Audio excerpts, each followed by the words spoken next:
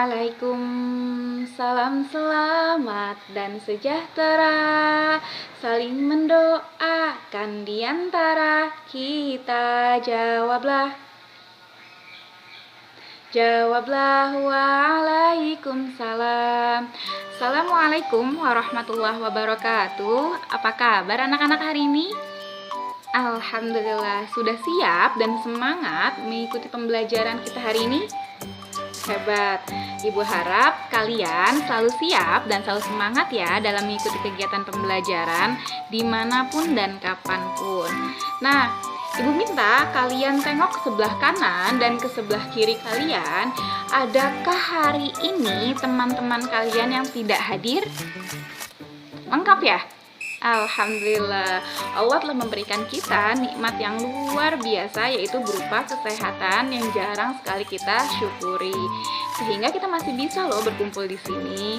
Nah, hari ini kita akan membahas tentang indahnya keragaman di negeriku, itu modul 7, dan kita sudah masuk ke subbab 2 loh.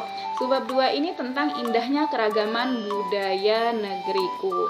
Nah, sebelum kita mulai, baiknya kita berdoa dahulu ya.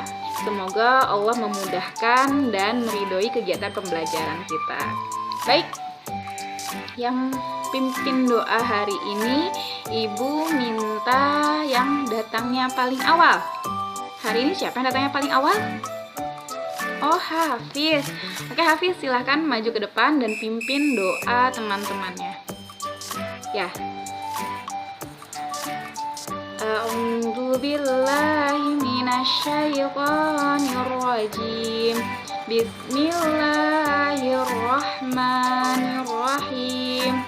Rabbi shrah li sadri wa yassir li amri wahlul 'uqdatam min lisani yafqahu qawli. Bismillahirrahmanirrahim.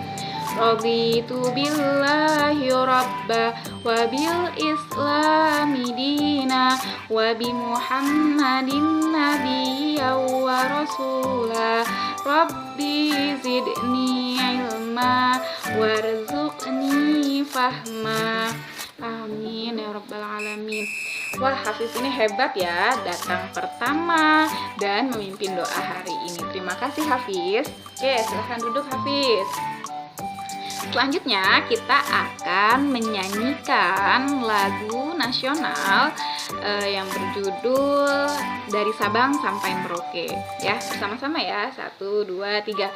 Dari Sabang sampai Merauke, berjajar pulau-pulau, sambung menyambung menjadi satu.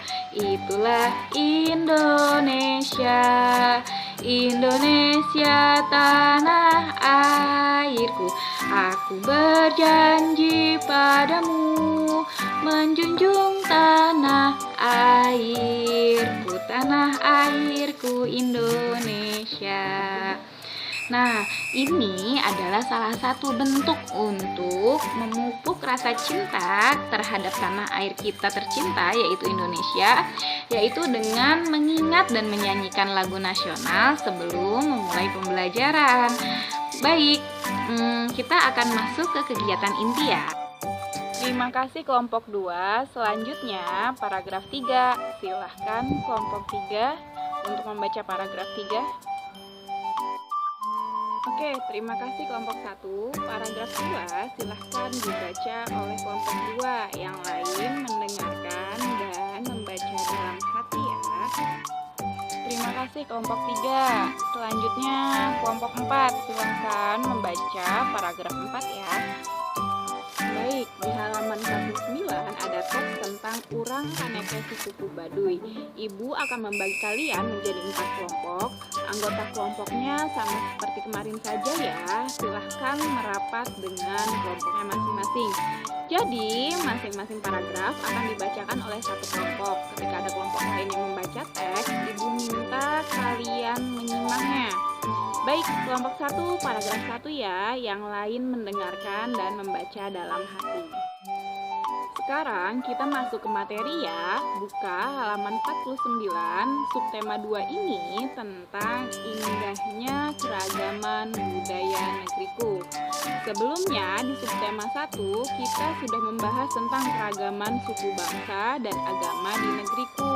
Nah, tujuan pembelajaran kita hari ini adalah yang pertama, setelah mencermati teks bacaan yang disajikan, siswa mampu menyebutkan informasi baru tentang Urang Kaneke si suku Baduy dengan tepat.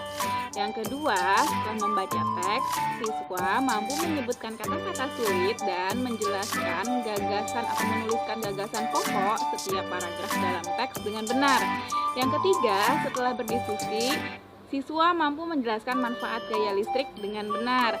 Yang keempat, setelah membaca teks, siswa mampu menuliskan pengetahuan baru tentang listrik statis dan listrik dinamis dengan rinci. Terima kasih kelompok 4. Nah, jadi dari teks di atas bisa disimpulkan bahwa di negara tercinta kita, yaitu Indonesia, ada suku bernama suku Baduy.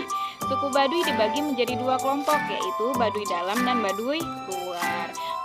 Perbedaan Baduy dalam dan Baduy luar adalah Baduy luar memakai ikat kepala warna hitam, lalu diperbolehkan menggunakan hal-hal yang berbau modern seperti menggunakan alat transportasi, terus menggunakan alat elektronik. Lalu mereka juga lebih terbuka, mereka menerima orang yang ingin berkunjung. Mereka juga memperbolehkan membawa HP dan kamera. Sedangkan Baduy dalam memakai ikat kepala warna putih, tidak boleh memakai alat transportasi, tidak memakai alat elektronik. Baduy dalam masih tertutup dan tidak menerima pengunjung. Selanjutnya, Ibu akan memberikan tugas. Silahkan masing-masing kelompok berdiskusi tentang 1. Adakah kesamaan cara hidup suku Baduy dengan suku bangsamu? Jika ada, dalam hal apa? Jika berbeda, apa perbedaannya? Yang kedua, adakah kata sulit yang kalian temukan pada teks bacaan tersebut? Jika ada, tulis lalu cari artinya ya. Contoh menentukan pokok pikiran suatu paragraf. Nah, kalimat utama dari paragraf di atas terletak di awal paragraf, yaitu reptilia adalah segala jenis hewan yang berjalan melata atau merayap. Ide pokok dari paragraf ini adalah pembahasan tentang reptilia. Dari ide pokok ini, kita dapat mengetahui apa isi dari keseluruhan paragraf. Mengerti anak-anak? Alhamdulillah. Ibu beri waktu kalian 15 menit ya dari sekarang. Oke, waktunya sudah cukup. Ibu panggil satu kelompok ya. Silakan perwakilan kelompok 3 maju ke depan untuk membacakan hasil diskusinya. Oke, hebat. Terima kasih kelompok 3, kalian luar biasa. Untuk kelompok 3 kita tepuk jempol dahulu ya. Tepuk jempol. Jempol. Jempol. Hebat. Nah, sekarang perwakilan kelompok 1 silahkan maju. Adakah kata sulit yang kalian temukan pada teks tersebut? Hebat kelompok 1, karena bisa menemukan arti dari kata-kata sulit dalam teks yang tadi kita baca. Lalu tepuk tangan untuk kelompok 1. Sebelum kalian berdiskusi, Ibu akan menjelaskan dulu apa itu pokok pikiran dalam paragraf, bagaimana cara menentukan pokok pikiran, dan Ibu akan memberikan contohnya. Oke, apa itu pokok pikiran paragraf? Dalam buku Pintar Bahasa Indonesia pada tahun 2015 oleh Purwandri dan teman-teman, pokok pikiran adalah suatu gagasan atau ide yang mendasari dari sebuah terbentuknya satuan keabsahan seperti kalimat dan paragraf. Pokok pikiran juga sebagai informasi fokus yang ada dalam suatu paragraf, sehingga disimpulkan bahwa pokok pikiran paragraf merupakan ide atau gagasan yang mengandung informasi inti dan menjadi dasar pembentukan suatu kesatuan bahasa seperti paragraf. Nah, cara menentukan pokok pikiran dalam paragraf. Bagaimana caranya? Caranya adalah dengan cara membaca kalimat demi kalimat pada paragraf dengan cermat dan pahami pula apa yang sedang dibahas atau dibicarakan dalam teks. Setelah membaca teks secara keseluruhan, maka jawab pertanyaan berikut. Apa yang sedang dibahas pada teks tersebut? Jawaban dari pertanyaan itu menjadi topik utamanya. Dalam kehidupan sehari-hari, kita telah biasa, bahkan mungkin tergantung pada alat-alat elektronik seperti memasak nasi menggunakan rice cooker, menerangi ruangan menggunakan lampu, dan menyejukkan ruangan menggunakan kipas angin atau AC.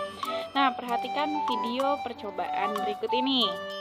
Selanjutnya, perwakilan kelompok 4 maju ke depan ya. Silahkan baca pokok pikiran paragraf 1 dan 2 dari teks Urang Kanekes si Suku Baduy.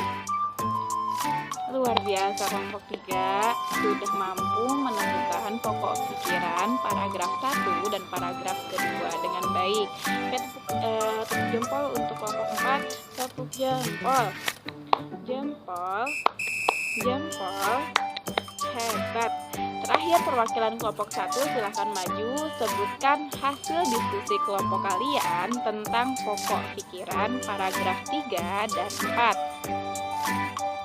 Oke, tepuk tangan untuk kelompok 3 karena sudah mampu menyebutkan atau menentukan pokok pikiran dari paragraf 3 dan 4.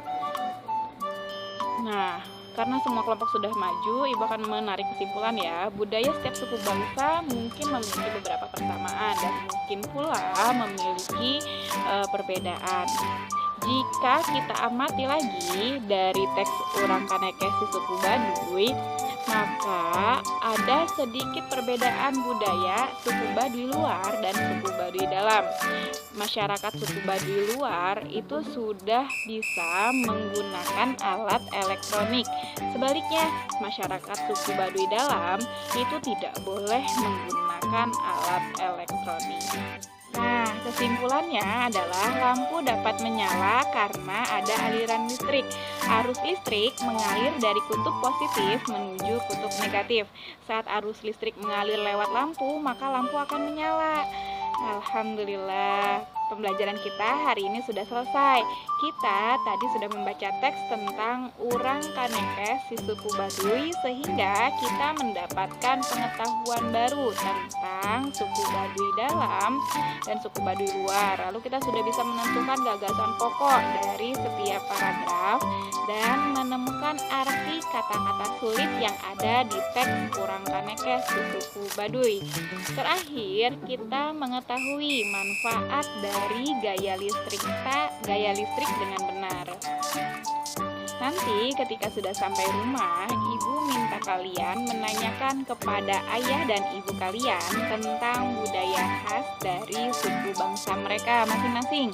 Seperti apa suku bangsa ayah dan ibumu, lalu bahasa daerah ayah ibumu apa, ketiga budaya khas suku bangsa ayah ibumu apa, lalu lagu daerah asal ayah ibumu apa.